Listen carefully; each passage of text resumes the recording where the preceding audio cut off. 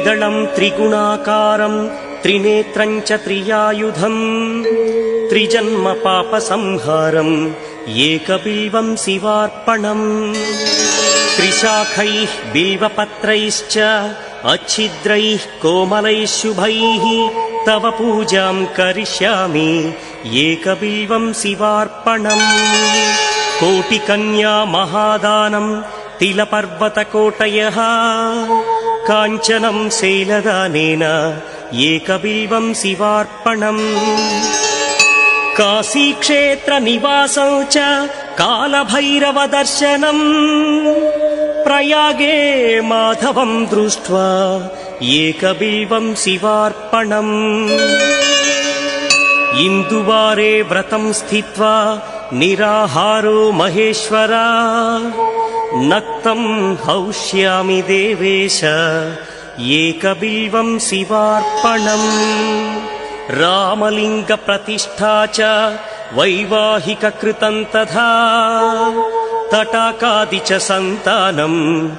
एकबिल्वं शिवार्पणम् अखण्डबिल्वपत्रं च आयुतं शिवपूजनम् कृतं नाम सहस्रेण एकबिल्वं शिवार्पणम् उमया सह देवेश नन्दिवाहनमेव च भस्मलेपन सर्वाङ्गम् एकबिल्वं शिवार्पणम् सालग्रामेषु विप्राणां तटाकं दशकूपयो यज्ञकोटिसहस्रस्य एकबिल्वं शिवार्पणम् दन्तिकोटिसहस्रेषु अश्वमेधशतक्रतौ